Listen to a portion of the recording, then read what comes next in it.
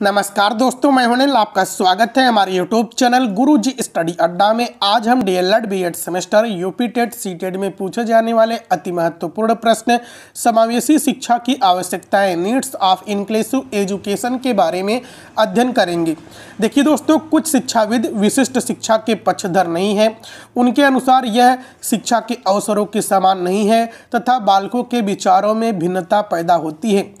सामान्य कक्षाएं अपंग बालकों में हीन भावना उत्पन्न करती हैं। कुछ ही समय पहले मनोवैज्ञानिकों ने यह विचार दिया कि समावेशी शिक्षा हमारे सामान्य विद्यालयों में दी जाए, जिससे सभी बालकों में शिक्षा के समान अवसर मिले। शिक्षाविद भी इसी प्रकार की शिक्षा के पक्षधर हैं तथा इसके निम्न कारण उचित बताए गए हैं। उचित कारण दोस्तों हम बाद में देखेंगे, पहले हम समझ लेते हैं समावेशी शिक्षा की आवश्यकता क्यों पड़ी बच्चों को। देखिए दोस्तों, हमारे बहुत सारे जो शिक्षाविद हैं, जो मनोवैज्ञानिक है, वे विशिष्ट शिक्षा के पक्षधर नहीं हैं। लेकिन क्यों?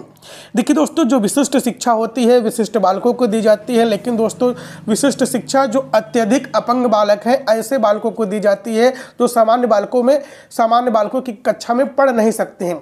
लेकिन दोस्तों जो कम शारीरिक रूप से अपंग बालक है, जो मंदबुद्धि के बालक है, जो शारीरिक मानसिक रूप से पिछड़े बालक है, ऐसे बालकों को समावेशी शिक्षा के तहत शिक्षा दी जाती है और दी जा सकती है। क्योंकि दोस्तों जब जो कम शारीरिक रूप से अपंग बालक है, जब वे विशिष्ट शिक्षा के अंतर्गत शिक्षा ग्रहण करेंगे तो वहाँ पूरे सभी बालक विशिष्ट होंगे। तो उनके अंतर्गत उनके मन में हीन भावना यह उत्पन्न हो जाएगी कि हम सामान्य बच्चों की तरह नहीं कार्य कर सकते, हम सामान्य बच्चों की तरह नहीं पढ़ सकते, सामान्य बच्चों की तरह नहीं सोच सकते। वे समाज से खुद को कटा हुआ महसूस करते हैं। तो दोस्तों इसी हीन भावना को बच्चों को दूर करने के लिए समावेशी शिक्षा लाई गई, समावेशी शिक्षा की आवश्यकता पड़ी। क्योंकि दोस्तों जब यही जो शारीरिक रूप से कम अपंग बालक हैं, जो मानसिक रूप से कम पिछड़े हुए बालक हैं, जब जो विशिष्ट बालक हैं, जब ऐसे बालकों को समावेशी शिक्षा के तहत सामान्य बच्चों के साथ बैठाकर पढ़ाया गया तो यह देखा गया मनोवैज्ञानिकों के द्वारा ऐसे बच्चे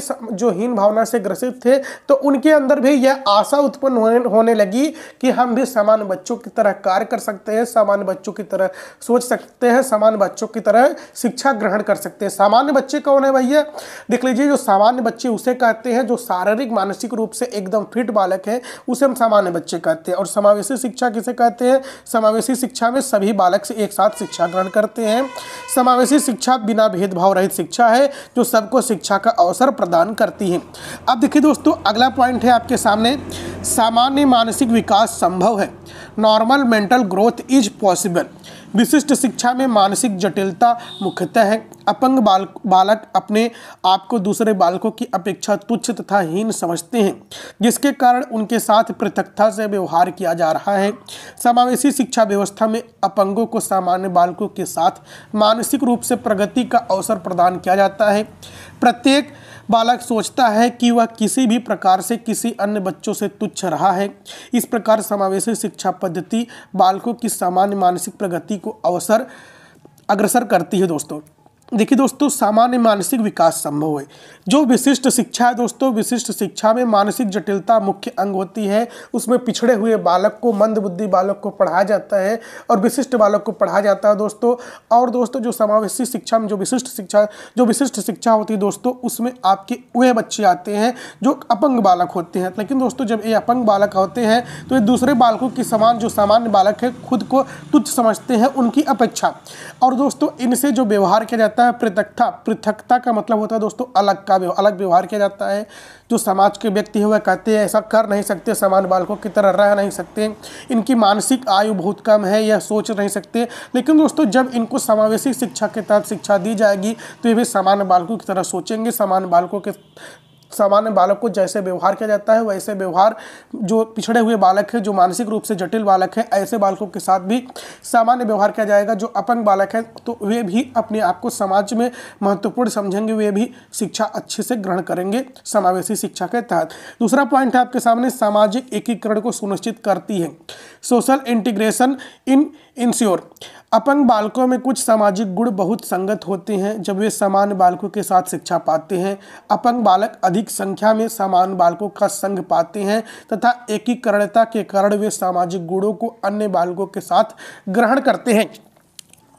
उनमें सामाजिक नैतिक गुण, प्रेम, सहानुभूति, आपसी सहयोग आदि गुणों का विकास होता है।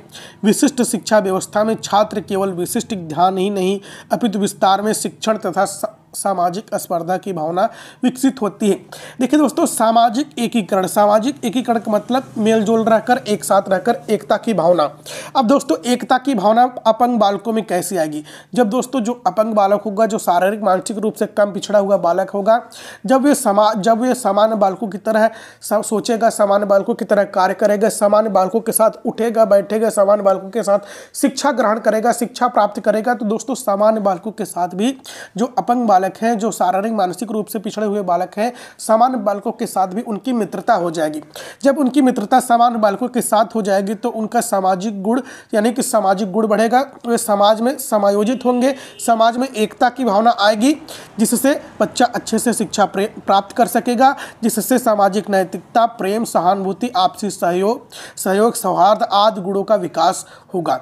अब देखिए दोस्तों, अगला पॉइंट है आपके सामने, समावेशी शिक्षा कम खर्चीली है। Integrated education is less expensive. निसंदेह विशिष्ट शिक्षा अधिक महंगी तथा खर्चीली है। इसके अलावा विशिष्ट अध्यापक शिक्षाविदों के लिए प्रशिक्षण कार्यक्रम भी अधिक समय लेते हैं। दूसरे दृष्टिकोण से समावेशी शिक्षा कम खर्चीली तथा लाभदायक है। विशिष्ट शिक्षा संस्था को बनाने तथा शिक्षण कार्य प्रारंभ करने के लिए कई अन्य स्रोतों से भी सहायता लेनी पड़ती है, जैसे प्रशिक्षित अध्यापक, विशेषज्ञ चिकित्सक, साइकोलॉजिस्ट, पिस्ट आदि। अपंग बालकों की सामान्य कक्षा में शिक्षा पर कम खर्च आता है। देखिए दोस्तों, विशिष्ट शिक्षा होती है जो अधिक खर्चीली होती है, लेकिन अधिक खर्चीली क्यों होती है? देखिए दोस्तों, जो विशिष्ट शिक्षा होती है, विशिष्ट शिक्षा में विशिष्ट अध्यापक होते हैं, विशिष्ट शिक्षाविद होते हैं, विशिष्ट मनोवैज्ञानिक होते हैं, तो उनके प्रशिक्षण में भी अधिक समय जाता है, और उनके प्रशिक्षण में अधिक समय जाता है तो खर्च भी अधिक आएगा। और दोस्तों, कुछ चिकित्सा की भी आवश्यकता होगी, क्योंकि दोस्तों जो विशिष्ट अध्यापक वाले कक्षा की व्यवस्था होती है, जो विशिष्ट कक्षाएं चलाई जाती है विशिष्ट बालकों के लिए, उसमें दोस्तों अधिकतर अपंग बालक होते हैं, जो शारीरिक मानसिक रूप से बहुत ज़्यादा विकृतियां उत्पन्न हो जाती हैं। ऐसे बालकों को रखा जाता है तो उसके लिए चिकित्सक का भी होना आवश्यक हो जाता है। कभी कभी बच्चों की मिर्गी का दौरा पड़ सकता है, कभी कभी उनको हॉस्पिटल में भर्ती करना पड़ सकता है, इत्यादि व्यवस्थाएं आती हैं। लेकिन दोस्तों, जो समावेशी शिक्षा होती है यह कम खर्चीली होती है, क्योंकि दोस्तों समावेशी शिक्षा के तहत कम अपंग बालकों को, शारीरिक मानसिक रूप से पिछड़े हुए बालकों को और सामान्य बालकों को एक साथ शिक्षा ग्रहण किया जाता है, एक साल शिक्षा दी जाती है, जिससे दोस्तों जो शिक्षाविद होते हैं, जो प्रशिक्षित अध्यापक होते हैं, वो सबको एक समान शिक्षा देते हैं। और दोस्तों, जब सबको एक समान शिक्षा देंगे, एक तरह से व्यवहार करेंगे, किसी को अलग, किसी के भेदभाव नहीं करेंगे कि यह कम सीख रहा है, इस बच्चों को ज़्यादा ध्यान दिया जाए, इसको कम ध्यान दिया जाए, सबको एक समान देकर, एक समान रुचि, योग्यता, क्षमता के अनुसार पढ़ाएगा, तो ऐसी शिक्षा व्यवस्था में कम खर्चा आता है। दोस्तों, चौथा पॉइंट है आपके सामने, समावेशी शिक्षा के माध्यम से एकीकरण संभव है। Integrated is possible throughout integrated education. विशिष्ट शिक्षण व्यवस्था की अपेक्षा समावेशी शिक्षण व्यवस्था में सामाजिक विचार विमर्श अधिक किए जाते हैं, अर्थात उच्चारण अधिक है। अपंग तथा सामान्य बालकों में सामान्य शिक्षा के अंतर्गत एक प्राकृतिक वातावरण बनाया जाता है। इस वातावरण में अपने सहपाठियों से सीखना, स्वीकार करना, स्वयं को दूसरे द्वारा स्वीकार कराया जाना समावेशी शिक्षा द्वारा संभव है।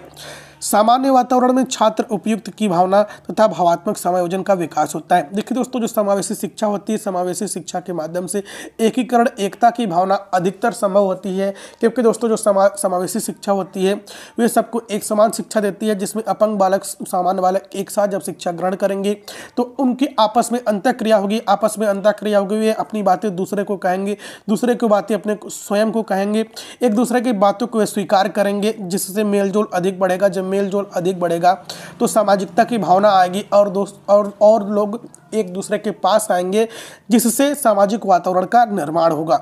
अब देखिए दोस्तों, पांचवा पॉइंट है आपके सामने, शैक्षिक एकीकरण संभव है। Academic integration is possible. शैक्षिक योग्यता सामान्यतः समावेशी शिक्षा के वातावरण द्वारा संभव है। शिक्षाविदों का ऐसा विश्वास है कि विशिष्ट शिक्षा संस्था एक बालक के प्रवेश के पश्चात समान शैक्षिक योग्यता रखने वाले अपंग बालकों तक उनके गुणों को ग्रहण करता है। शिक्षाविदों को भी यह मालूम होता है कि विशिष्ट विद्यालयों में छात्र तथा अपंग छात्र शिक्षा के पूर्णग्राही ग्रहण करने वाले नहीं होते हैं।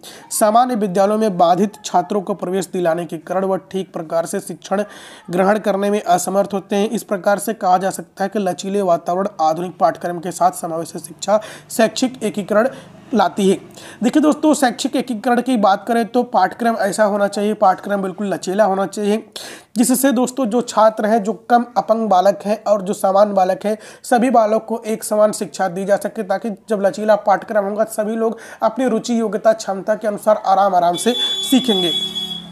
अब दोस्तों छठवां पॉइंट है आपके सामने, समानता के सिद्धांत का अनुपालन करना है। Principle of equality is maintained. Bharat में समान शिक्षा व्यापक रूप से विस्तार की संवैधानिक व्यवस्था की गई है और साथ साथ शारीरिक रूप से बाधित बालकों के लिए शिक्षा को व्यापक रूप देना भी संविधान के अंतर्गत दिया गया है। समावेशी शिक्षा के वातावरण के माध्यम से समानता के उद्देश्य की भी प्राप्ति की जानी चाहिए, जिससे कोई भी छात्र अपने आप को दूसरे की अपेक्षा हीन न समझे। देखिए दोस्तों, समानता की शिक्षा का अनुपालन करना समावेशी शिक्षा का मुख्य कारण यह होता है। दोस्तों, भारत की जो शिक्षा व्यवस्था है कैसी है? देखिए दोस्तों, भारत की शिक्षा व्यवस्था है प्रत्येक बच्चा विशिष्ट होता है। भारत का ही नहीं बल्कि संपूर्ण देश में दोस्तों यह शिक्षा व्यवस्था होती है कि प्रत्येक बच्चा विशिष्ट होता है। अब दोस्तों प्रत्येक बच्चा विशिष्ट होता है तो प्रत्येक बच्चों को समान शिक्षा का अधिकार है। जब समान शिक्षा का अधिकार है, बालक को समान शिक्षा दी जाएगी, बिना भेदभाव रहित शिक्षा दी जाएगी, तो ऐसी शिक्षा व्यवस्था मुख्य रूप से समावेशी शिक्षा के तहत दी जानी चाहिए। समावेशी शिक्षा कैसी होती है? जो भेदभाव रहित होती है, एक दूसरे को पास लाती है। तो दोस्तों यह थे समावेशी शिक्षा के कुछ महत्वपूर्ण पॉइंट्स। दोस्तों और समावेशी शिक्षा की वीडियो देखने के लिए हमारे प्लेलिस्ट में चले जाइएगा। जय हिंद, जय भारत।